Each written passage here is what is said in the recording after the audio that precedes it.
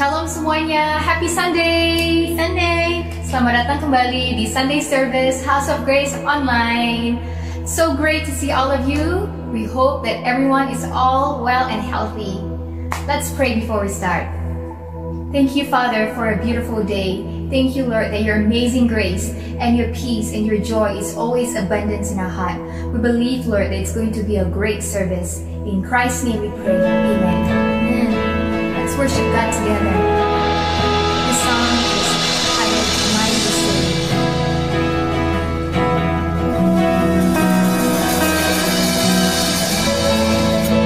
Everyone needs compassion, love that's never failing. Let mercy fall on me. Everyone needs forgiveness, the kindness of a Savior.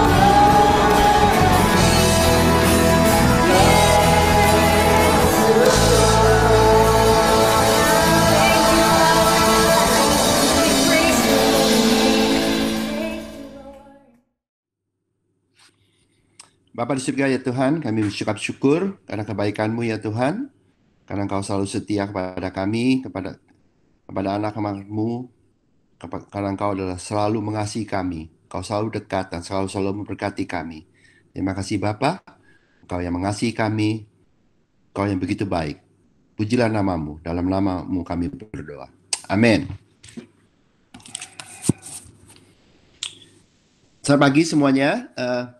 Firman yang saya sampaikan itu adalah judulnya adalah Hari Tuhan dan Hari Kristus. Ya, kita akan pelajari apa yang di Alkitab katakan mengenai Hari Tuhan dan Hari Kristus. Ya, supaya kita ngerti dan sebetulnya kita di mana. Ya, karena banyak orang tidak mengerti kata ini ya, Hari Tuhan dan Hari Kristus. Ya. Mungkin di slide berikutnya. Jadi yang pertama kita akan lihat apakah yang Alkitab katakan mengenai hari Tuhan. Hari Tuhan itu sering disebut di Perjanjian Lama, di banyak tempat. Antara lain itu misalnya di Yesaya 13 ayat 6 dikatakan merataplah sebab hari Tuhan sudah dekat, datangnya sebagai pemusnahan dari Yang Maha Kuasa. Jadi hari pemusnahan, ya, hari Tuhan adalah hari pemusnahan. Celakalah mereka, di Amos 5 ayat 18 dikatakan, celakalah mereka yang menginginkan hari Tuhan. Apakah gunanya hari Tuhan itu bagimu? Hari itu kegelapan, bukan terang. Ya, jadi di Perjanjian Lama hari Tuhan itu adalah pemusnahan dan seperti itu. Dan itulah mungkin sebabnya karena itulah banyak orang-orang yang belajar agama itu selalu takut dengan hari Tuhan dan selalu takut dengan dan melihat Tuhan sebagai Tuhan yang suka menghukum. Ya, karena dan ini ada karena kata firman seperti ini, ya, dan banyak tempat ya hari Tuhan. Di Perjanjian Baru juga dikatakan mengenai hari Tuhan di slide berikutnya. Di 2 Petrus 3 ayat 10 dikatakan, ya, tetapi hari Tuhan akan tiba seperti pencuri, ya, datangnya mendadak. Pada hari itu langit akan lenyap dan dengan gemuruh yang dahsyat dan unsur-unsur dunia akan hangus dalam nyala api dan bumi dan segala yang ada di atasnya akan lenyap, ya. Jadi di sini juga di Perjanjian Baru juga dikatakan mengenai kedatangan dari hari Tuhan yang akan menghancurkan, ya, bumi. Dan kalau bahasa Inggrisnya saya tulisin di sini itu adalah the earth and its works will be burned up. Jadi hasil karya dunia atau hasil karya manusia itu akan dibakar, ya. Jadi kita inilah hari Tuhan, ya, bumi dibakar, ya, semua gitu, dan juga hasil karya dunia, yaitu hasil karya manusia. Nah, sekarang bagaimana dengan hari Kristus? Di 1 Korintus 1 ayat 8 dikatakan, ia juga akan meneguhkan kamu sampai pada kesudahnya sehingga kamu tak bercacat pada hari Tuhan kita Yesus Kristus. Jadi sekarang ini adalah hari Kristus, ya, beda ya, hari Tuhan, hari Kristus. Banyak orang disamain, tapi ternyata di Alkitabnya beda kata-katanya. Hari Tuhan sama hari Kristus dua hal yang berbeda. Yang satu serem ya, hari pemusnahan, ya, dan macam-macam. Di hari Kristus lain, sehingga kamu tak bercacat pada hari Tuhan kita Yesus Kristus. Di Filipi 2 ayat 16, sambil berpegang pada firman kehidupan agar aku dapat bermegah pada hari Kristus, bahwa aku tidak percuma berlomba dan tidak percuma bersusah-susah. Jadi hari Kristus bukan hari pemusnahan ya, beda ya, ada dua hari yang berbeda dan banyak orang dicampur baurkan karena mereka buta dan mereka tidak mengerti. Ya, berikutnya di slide berikutnya. Jadi kita di mana? Tahu nggak kita bedanya antara hari Tuhan dengan hari Kristus? Karena dua-duanya beda, hari Tuhan dengan hari Kristus. Dan kita di mana? Gitu ya. Nah, kita akan baca dari Yoel. Saya akan bacain Yoel dari Yoel 2. Dari awal sampai akhir satu chapter, dan kita di sini Yoel akan menjelaskan kepada kita apa yang terjadi. Di Yoel 2 ayat 1 dikatakan, tiuplah sangkakala di Sion dan berteriaklah di gunungku yang kudus. Biarlah gemetar seluruh penduduk negeri sebab hari Tuhan datang, sebab hari itu sudah dekat.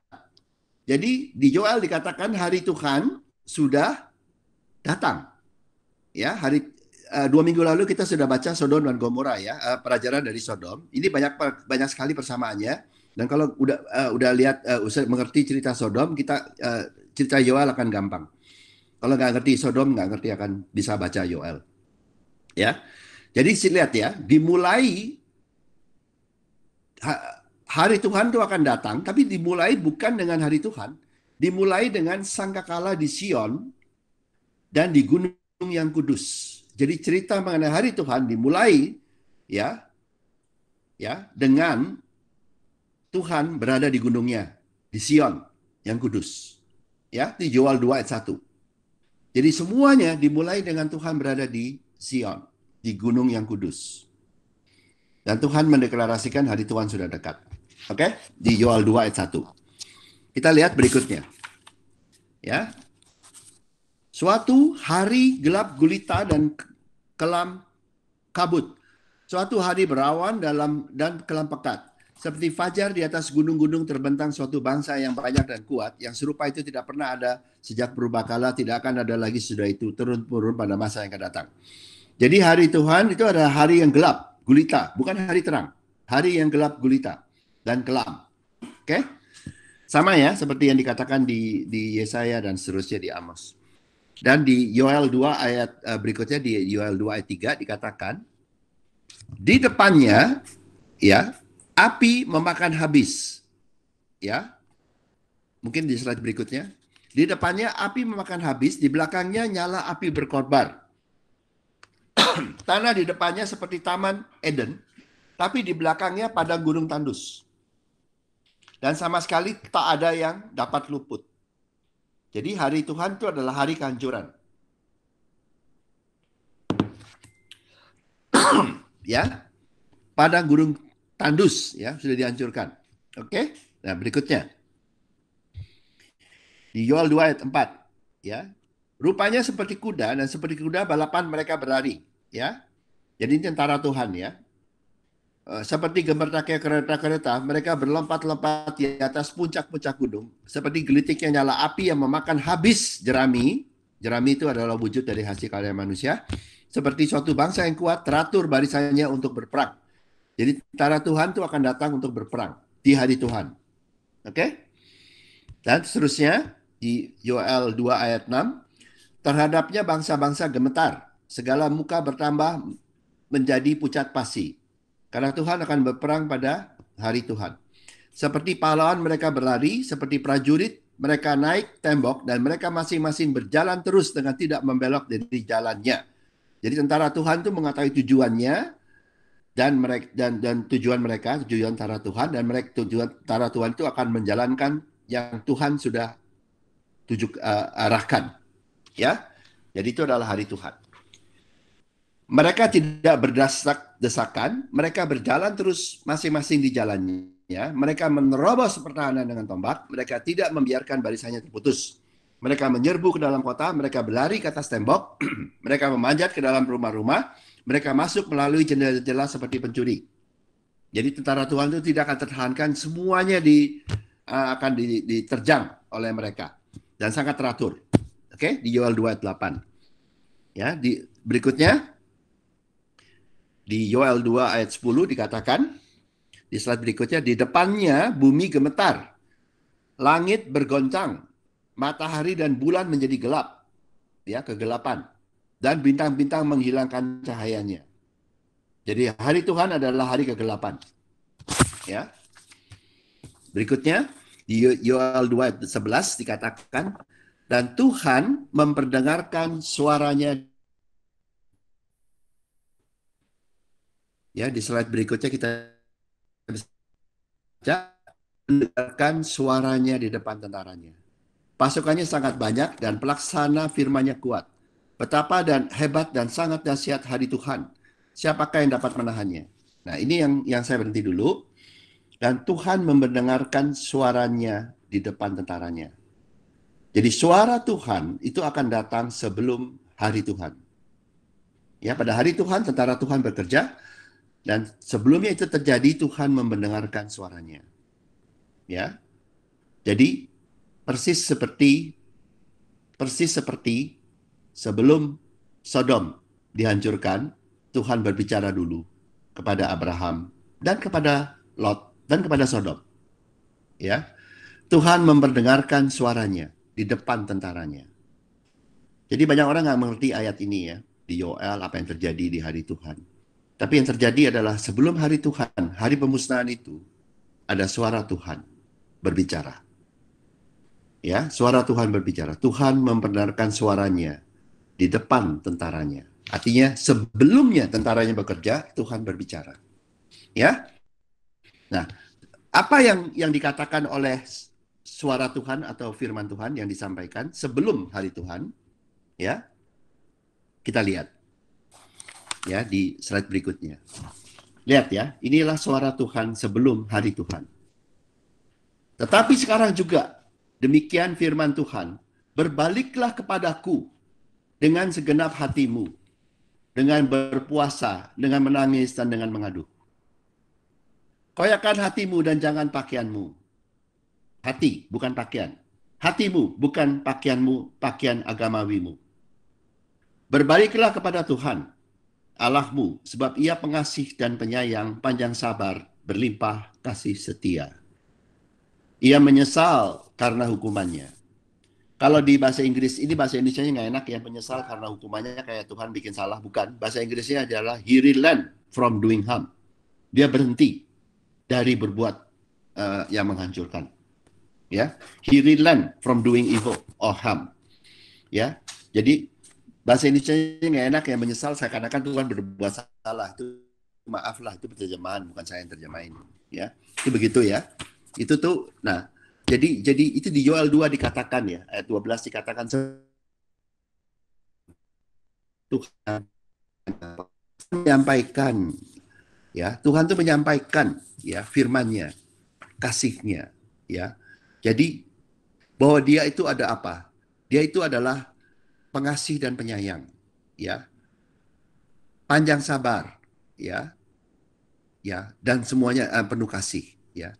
Jadi di sebelum kedatangan hari Tuhan yang terjadi adalah Tuhan mendeklarasikan bahwa Dia itu adalah penuh kasih karunia, penuh kasih. Inilah sekarang. Hari Tuhan belum datang, tapi suara Tuhan sudah datang. Dan Dia mendeklarasikan sebab Tuhan adalah pengasih.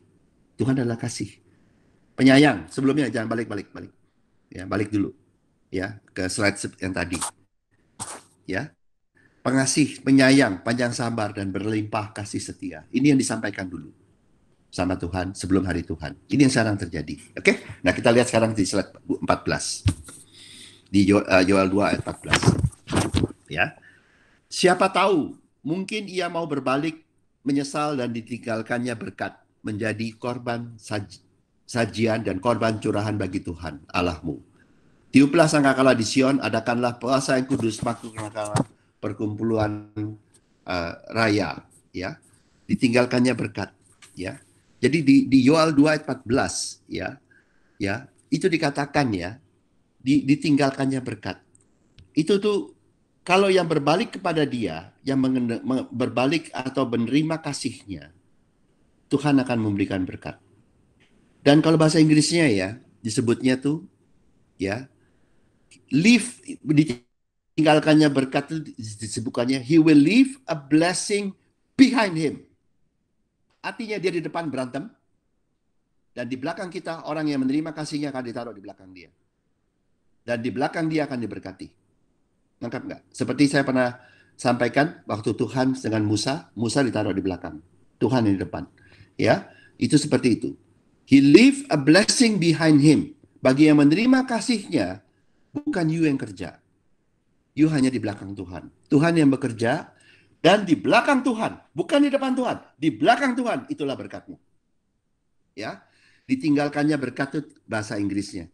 Jadi ditinggalkannya berkat itu seakan-akan, tapi bahasa Inggrisnya yang lebih benar, leave a blessing behind him. Dia di depan, berkat di belakang. Artinya dia yang berperang, dia yang bekerja, bukan manusia, bukan teologi, bukan usaha orang. Dia yang bekerja, di belakangnya yang menerima, yang hanya yang menerima, yang tidak dengan kekuatan sendiri, yang diberkati.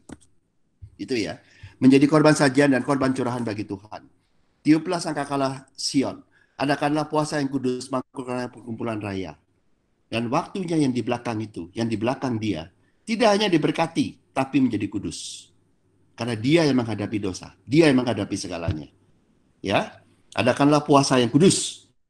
Lakukanlah perkumpulan raya. Jadi yang di belakang dia, yang berlindung di belakang Tuhan, yang bergantung pada kasih Tuhan, akan tidak hanya diberkati, tapi akan dikuduskan.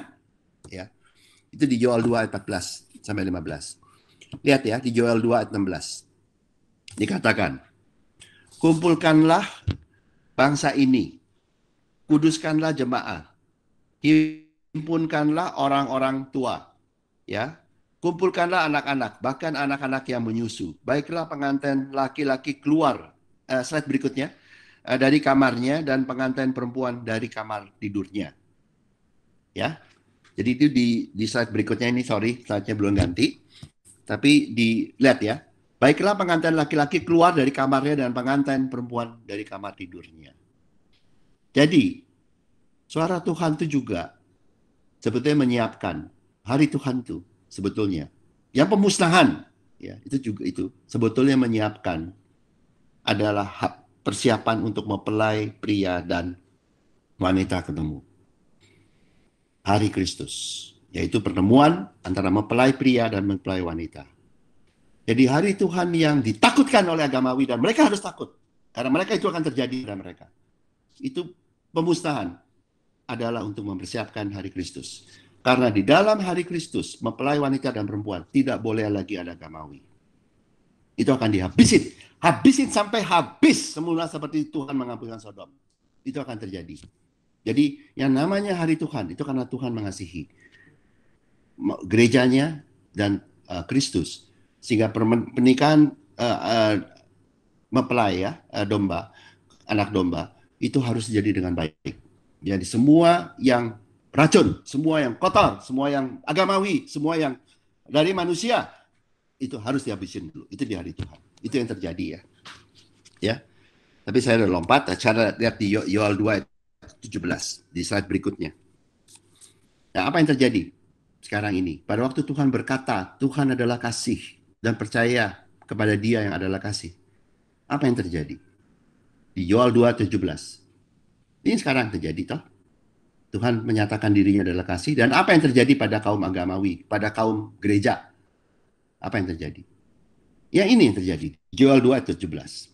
Baiklah para imam, pelayan-pelayan Tuhan, menangis di antara balai depan dan mesa dan berkata, sayangilah ya Tuhan umatmu, dan janganlah biarkan milikmu sendiri menjadi celah, sehingga bangsa-bangsa menyindir kepada mereka, mengapa orang berkata di antara bangsa, di mana Allah mereka? Jadi ini imam-imam, pelayan-pelayan Tuhan, orang percaya yang melayani, pendeta di gereja, semuanya begini. Berdoa, sayangilah umatmu Tuhan, jangankan. Bagus nggak? Bagus.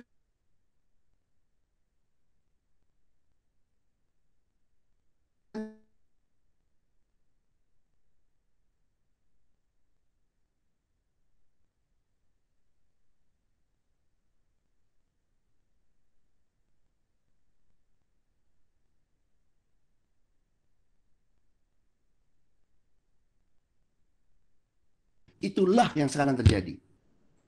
Pelayan Tuhan suka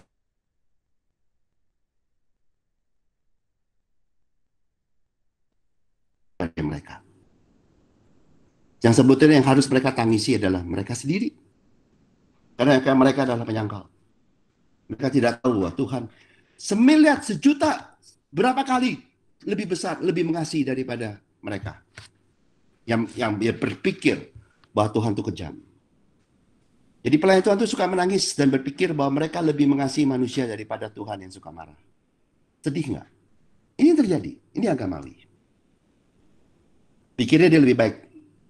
Mereka yang menahan kemarahan Tuhan. Ya ampun. Mereka tidak mengerti Tuhan adalah kasih. Oke? Ini Yoel 2 ayat 17. Jadi Tuhan mendeklarasikan kasihnya, tetapi gereja-gereja berdoa seakan-akan Tuhan pemarah, Tuhan menghukum. Oke? Ini yang terjadi. Apa yang terjadi berikutnya? Yoel 2 ayat 18. Lihat berikutnya. Di slide berikutnya. Tuhan menjadi cemburu. Ya. Tuhan menjadi cemburu. Ya. Karena tanahnya. Dan ia belas kasihan pada umatnya. Tuhan menjadi cemburu. Tuhan berubah. Tuhan bukan berubah. Tuhan kasih. Cemburu itu apa sih? Cemburu itu kan kasarnya begini. Pendetanya bilang sama Tuhan. Tuhan, kau tuh pemarah. Saya pendeta lebih mengasihi umatku daripada Tuhan. Tuhan yang cemburu. Tahu nggak? Karena pendeta-pendeta ngomongnya begitu. Tuhan, saya berdoa supaya Tuhan nggak marah. Berarti mereka menuduh Tuhan kurang mengasihi anaknya, toh. Nah, Tuhan cemburu. Dia akan memperlihatkan apa-apa yang hamba-hambanya, yang sekolah teologi aja luar biasa, yang penuh dengan teologi buatan manusia, dapat bayangkan. Dia cemburu. Dia akan kasih lihat. Tuhan adalah kasih, bukan kamu. Kasihmu, gak ada apa-apanya dengan saya. Tuhan cemburu. Ini yang terjadi. Sebelum hari Tuhan. Ya, Tuhan memperlihatkan bahwa kasihnya lebih besar daripada apa yang hamba-hambanya yang penuh dengan teologi buatan manusia itu tahu. Dan kemudian, apa yang dia lakukan? Tuhan lakukan. Dia memperlihatkan kasihnya lebih besar.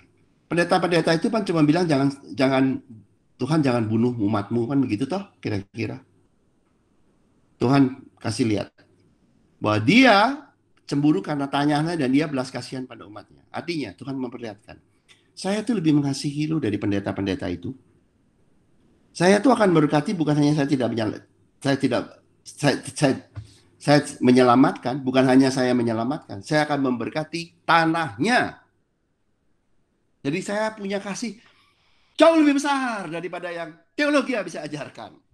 Itu yang Tuhan lakukan. Tuhan adalah kasih. Yang kasih adalah Tuhan, bukan teologi. Oke? Ya, dia memperlihatkan bahwa dia akan memberkati tanahnya dan umatnya. Lebih besar kasih Tuhan daripada yang manusia dapat bayangkan, yang dapat pendeta bayangkan, yang dapat sekolah teologi dapat bayangkan. Kalau mau sekolah teologi saya nggak apa-apa ya, cuman hati-hati aja ya kalau ajarannya. Ya, di berikutnya di Yoel. Di slide berikutnya di Yoel 2 ayat berapa tuh? 19. Oke, kita lihat apa yang terjadi.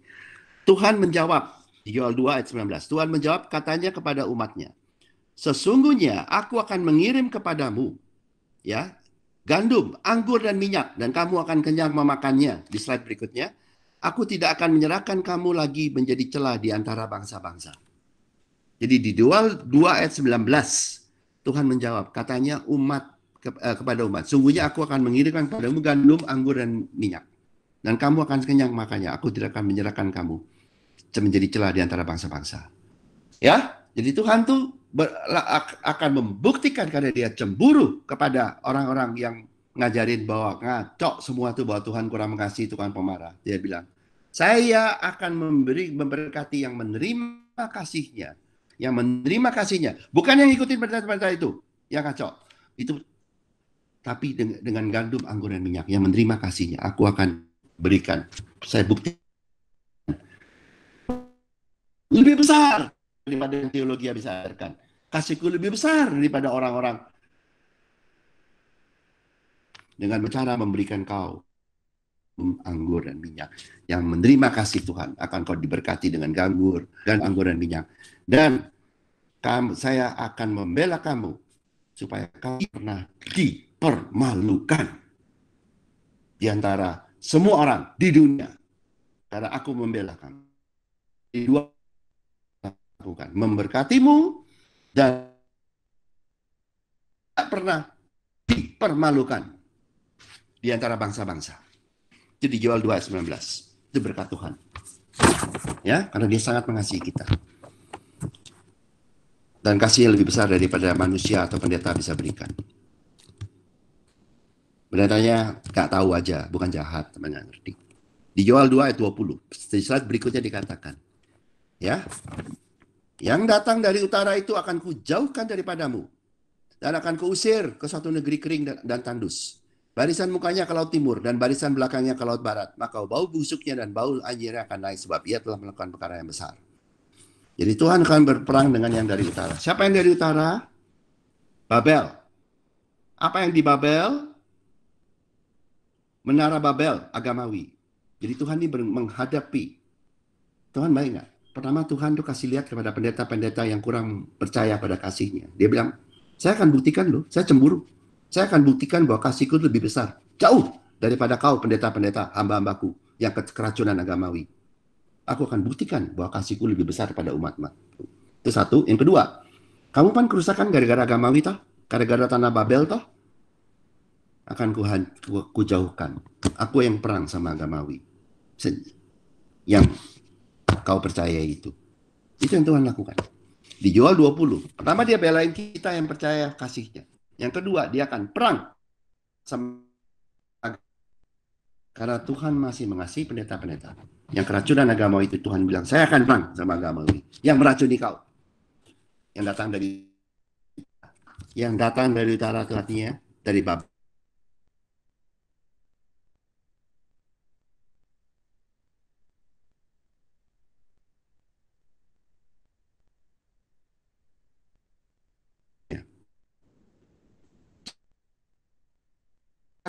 Hai tanah, bersorak-soraklah dan bersukacitalah sebab Tuhan juga telah melakukan perkara yang besar. Jangan takut. Di slide berikutnya dijual 2 ayat 1. Jangan hai tanah, bersorak-soraklah dan bersukacitalah sebab telah melakukan perkara yang besar. Jangan takut. Tuhan adalah kasih. Banyak yang ngajarin takut karena Tuhan, hari Tuhan dan seterusnya. Seperti yang dijadikan oleh kaum agamawi dan gereja yang kepengaruh agamawi. Tuhan bilang, jangan takut. Ya, aku nggak kayak gitu. Hai tanah, bersorak dan bersukacitalah sebab juga ya Tuhan telah melakukan perkara yang besar. Jadi sekarang adalah waktunya di mana kita berhenti melihat Tuhan sebagai Tuhan yang menakutkan seperti yang diajarkan oleh seringkali oleh agamawi di gereja, dan kita melihat Tuhan sebagai adalah kasih. Mempelai wanita akan melihat kasih mempelai pria dan kasih bapaknya. Mempelai wanita tidak dipanggil untuk takut sama mempelai pria atau mertuanya. Mempelai wanita akan melihat bahwa dia dikasihi. Jangan takut. Jangan dengerin kerajaran agamawi. Ya, Tuhan yang akan habisin ajaran agamawi. Oke? Jangan dibilang dijual 2 ayat 22. Jangan takut hai binatang-binatang di padang, sebab tanah gembalaan dan di padang gurun menghijau. Pohon menghasilkan buahnya. Pohon ara dan pohon anggur memberikan kekayaan.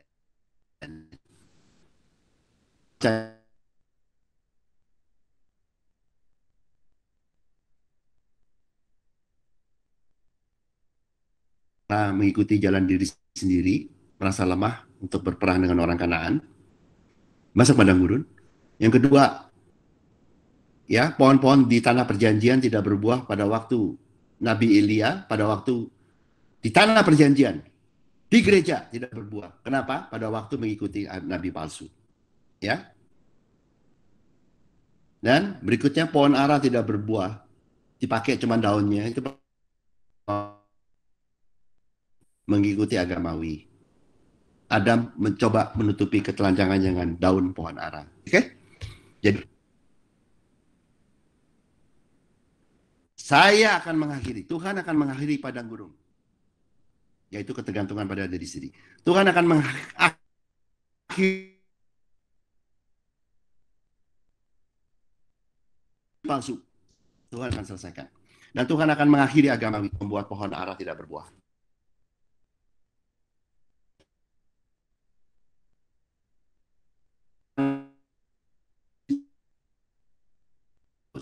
Dan pohon tanah yang pohon akan menghasilkan buahnya, itu pohon kehidupan, dan pohon-pohon lain akan berbuah kembali di hidupmu.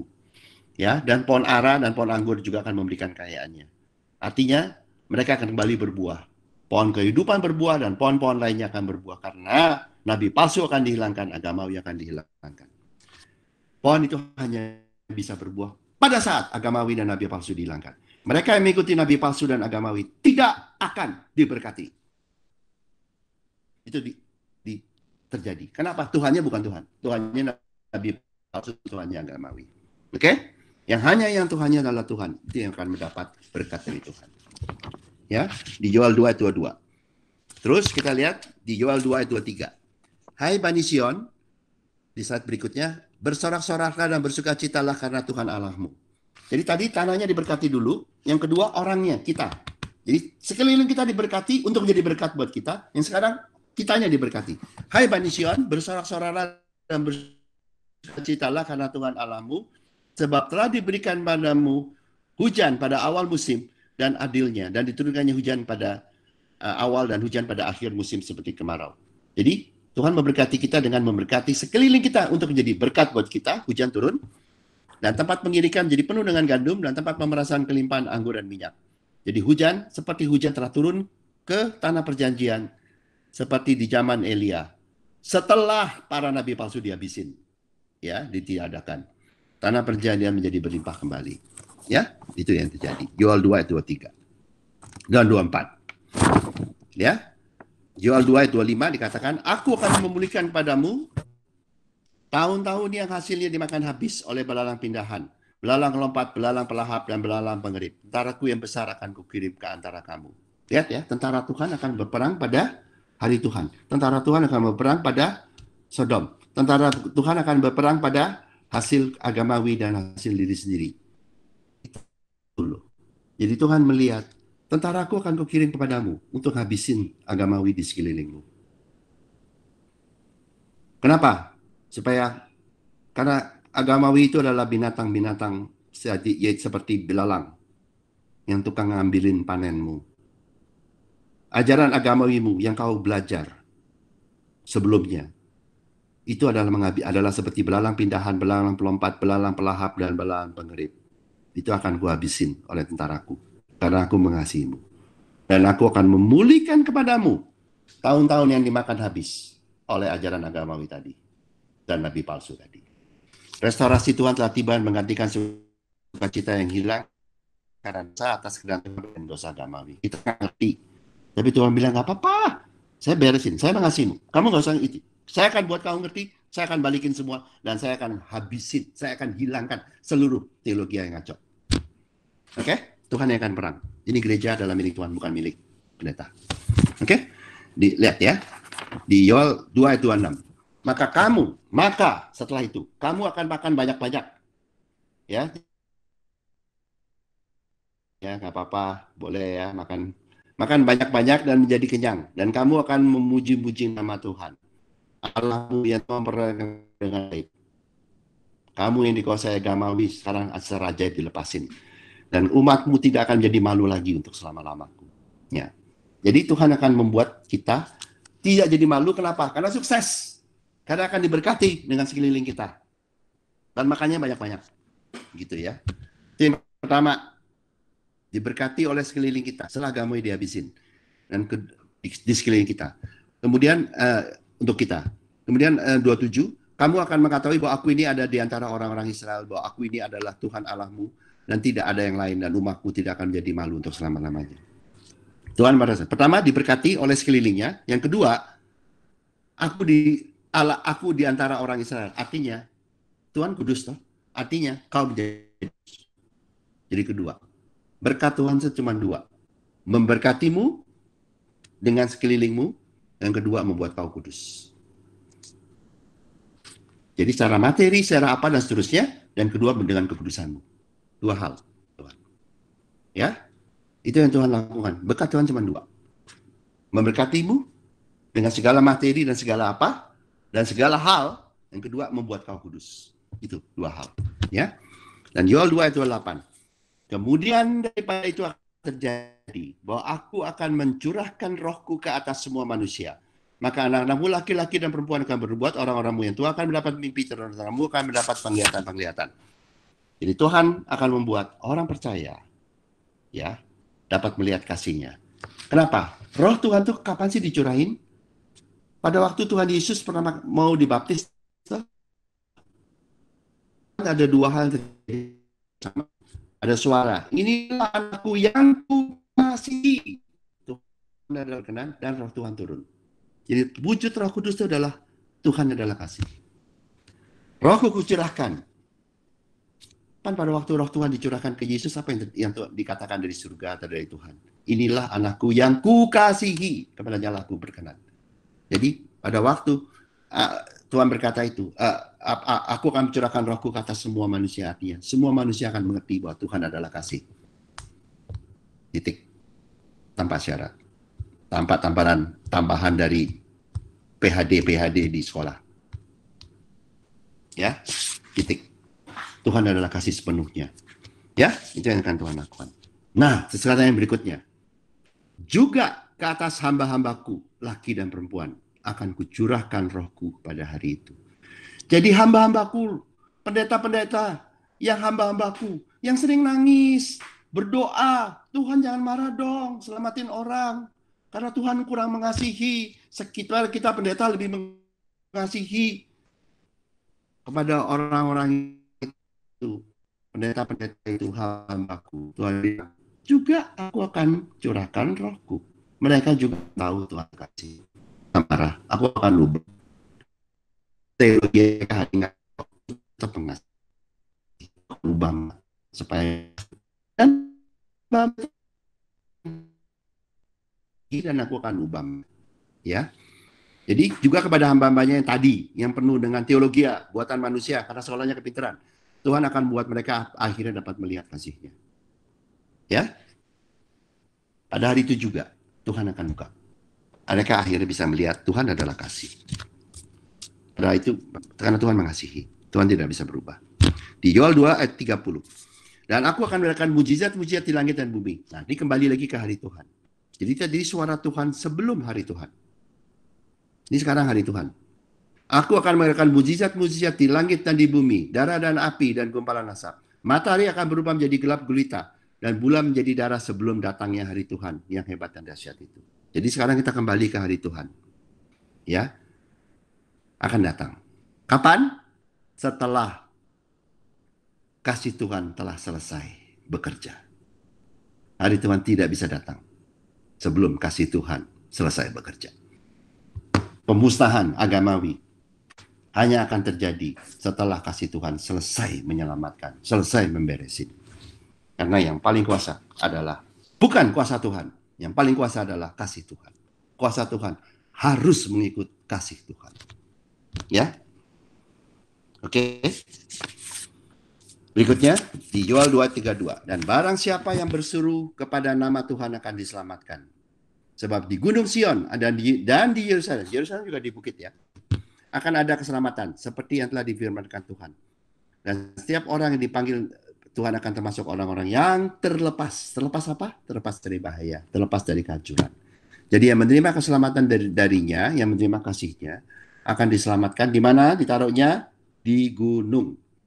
Dan akan terlepas dari pemusnahan di hari Tuhan. Oke? Saat berikutnya. Ya. Di Gunung Sion dan di gunung.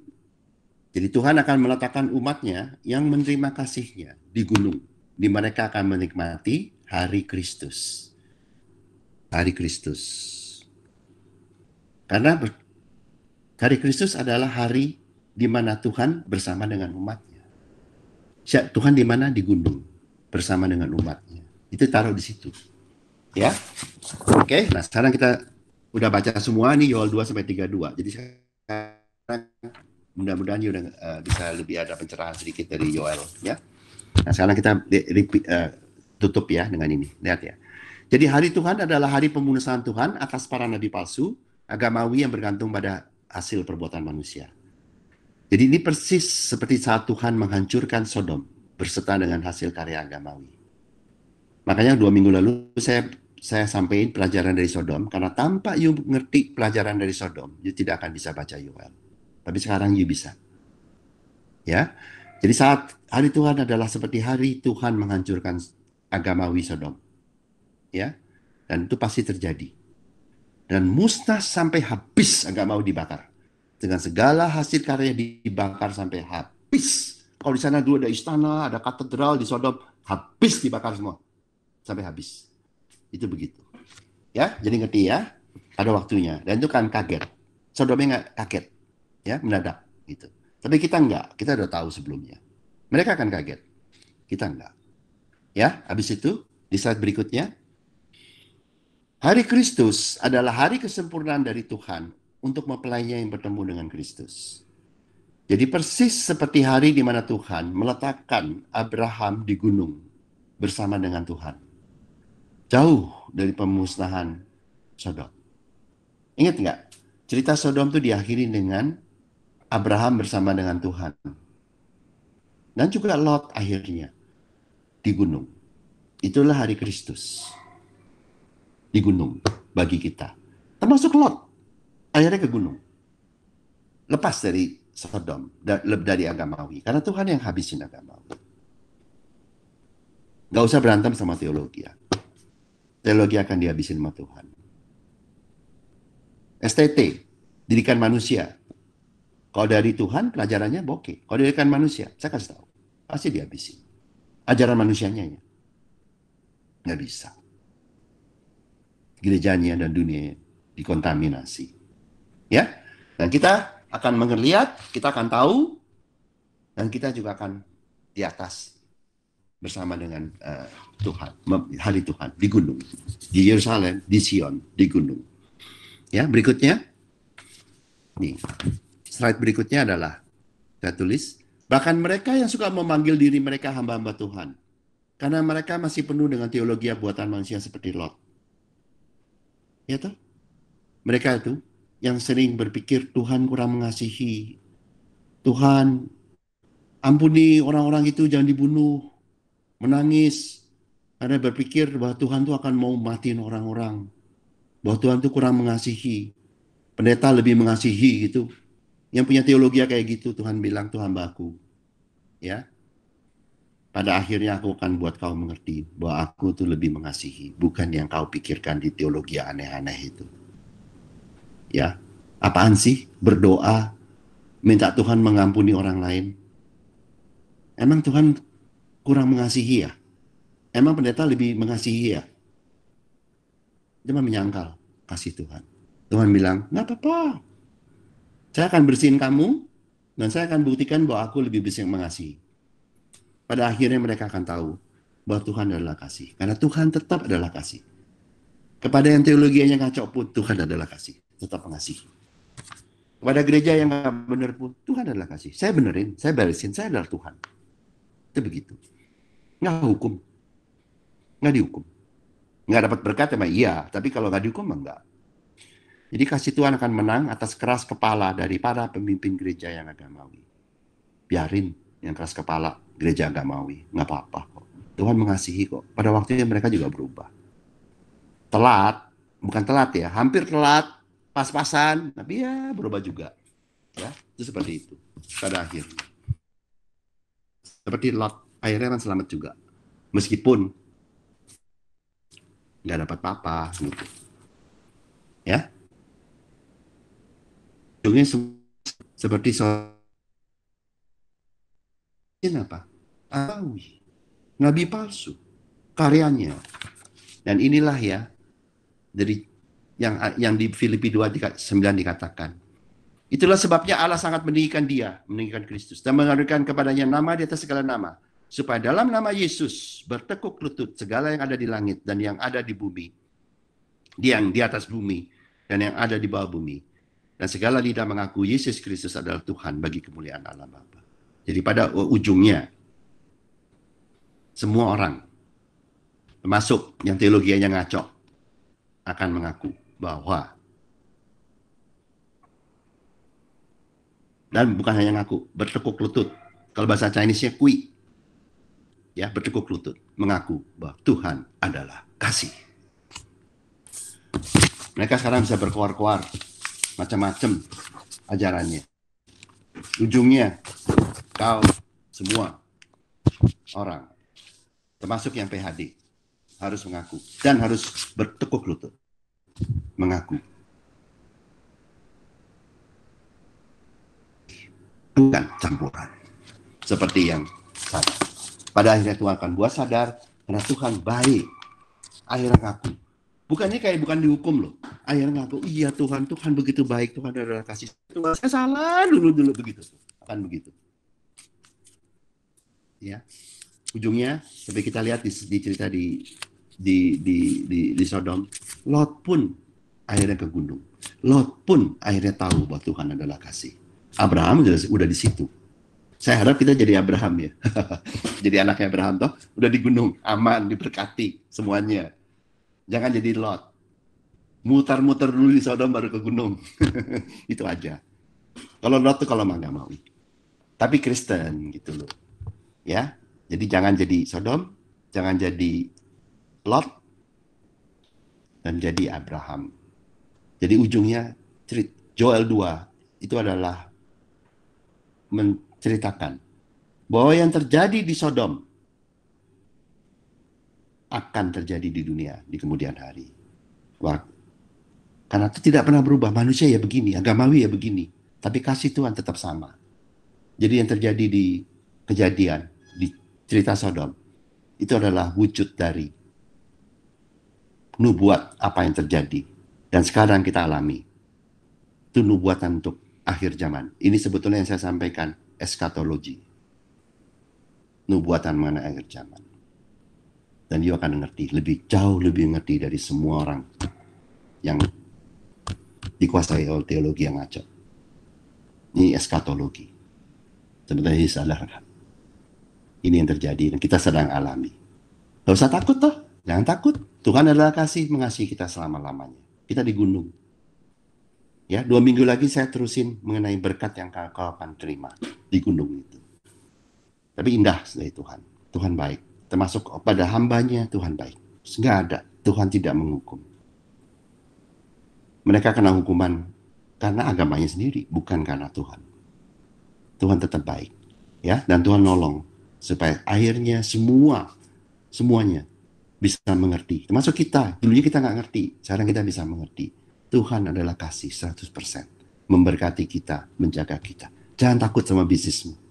Jangan takut sama keluargamu. Jangan takut sama teman-temanmu, keluargamu. Jangan takut semua. Saya kasih tahu. Pada you ngerti Tuhan adalah kasih. Dia lebih berkuasa dari segala situasimu. Dia berkuasa di atas segala masalahmu. Dia berkuasa di atas segala dunia ini. Di miliknya. Pada waktu yang menerima kasihnya. Itu sekelilingmu. Kamu akan mengerti banyak mengenai Sodom. Tapi kamu sama tidak kali terpengaruh. Gandum, anggur, tanah, semua akan berbuah di sekelilingmu. Gak bisa gagal. Pasti, saya bilang itu. Kamunya gagal. Tuhannya nggak bisa gagal. Tanahnya, dia bilang. Tanahnya. Dia nggak pernah bilang tanahmu. Karena tanahmu bisa gagal. Tapi tanahnya yang dia berikan kepadamu tidak bisa gagal. Dia yang berkati. Supaya jadi semua. Apapun juga latar belakangmu. Apapun hidupmu. Itulah yang maksudnya seperti ini. Yang bergantung sama kasih. Tanahnya dan engkau sendiri. 2 hal berkatnya. Tanahnya dan engkau. Tanahnya akan memberkatimu. Dan Tuhan memberkatimu sehingga kau menjadi terhormat. Kau menjadi kudus dan terhormat. Di antara segala bangsa. Itu yang janji Tuhan. Itu yang Tuhan lakukan. Kau bukan Lot. Kau Abraham. Kau di gunung. Diberkati selama-lamanya. Mari kita berdoa. Bapa di surga, terima kasih Yesus karena kebaikan-Mu. Terima kasih ya Tuhan, karena di dalam Kau, di dalam kasih-Mu yang sempurna, di sekeliling kami, semuanya adalah tanah-Mu yang akan memberkati kami. Dan sekeliling kami adalah semua di bawah kuasa-Mu, karena semuanya adalah di bawah dalam kerajaan-Mu. Akan memberkati kami. Dan Kau sendiri sudah memberkati kami sehingga kami, status kami ditinggikan, menjadi tidak tercela, tetapi dihormati, dan menjadi kudus di antara segala bangsa, karena kami sudah Kau berikan kehormatan yang daripada-Mu sendiri. Engkau yang menjadi pembela kami, Engkau yang memberkati kami. Terima kasih Bapa, segala puji dan hormat hanya bagi-Mu, hanya bagi Engkau, Tuhan, bagi Engkau, Kristus. Terima kasih Bapa, dalam nama-Mu kami berdoa. Amin. Amin. Haleluya. Halo, sebelum kita tutup, kita akan doa untuk Pak Robin. Pak Robin itu kemarin ada operasi. He had an operation for a pacemaker, ya, pacemaker for his heart. So he has an uneven heart, and he went through an operation in Jakarta, and we're going to pray for him that God will give him a quick recovery. That the pacemaker yang ada di jantung will function, will function well with ini gitu. Yes, Pak Robin. Ya itu dia tuh di rumah sakit. He's in the hospital. You see him in dipasangin the hospital. pacu. He just has an operation for a pacemaker. So now he's in observation in the hospital to make sure that his heart and the alat, the pacemaker works for him. Okay, we're gonna pray for him, and Thank you very much. yes, Pak Robin. Ya. Ya, kita akan, Ya, Robin, God bless you. Kita akan doain. Kita akan doain ya, for him that by next week his heart will be well and functioning well. Okay, that's all. Yeah, we're gonna pray. Let's pray. Dear Heavenly Father, we just thank you, Lord. Thank you for your faithfulness. Thank you for your love. Thank you, Lord, for your provision and your blessings. Blessings of emotional, blessings of health, blessings in our minds and in our mental and emotions state, Lord. We just lift up Pak Robin right now. He's in the hospital. He just has an operation with a pacemaker, Lord, that has been put in so that his heart would beat normally back again, Lord. We pray, Lord.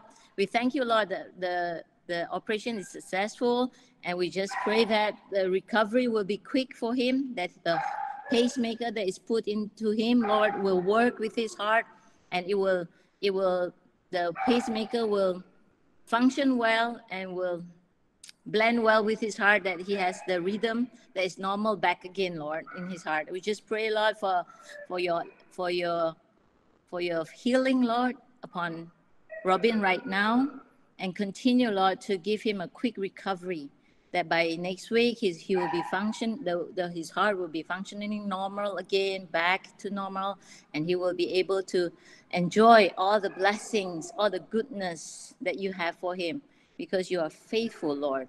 We thank you, Lord, for his family. We thank you, Lord, for all that you have blessed him, Lord. As for each and every one of us with our own challenges in our lives and everyday lives, Lord, we know that you are in control. We know that you are watching over us. We know that we are never alone, that you're always with us, maybe in our homes, maybe in the hospital, maybe where we are, Lord, in our workplace, Lord, you are always with us, that you are never far away, Lord. You are in us, Lord.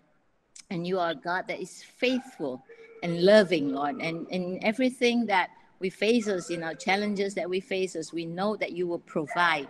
We know that you will bless. We know that you will open doors, because you are God that is the same yesterday, forever.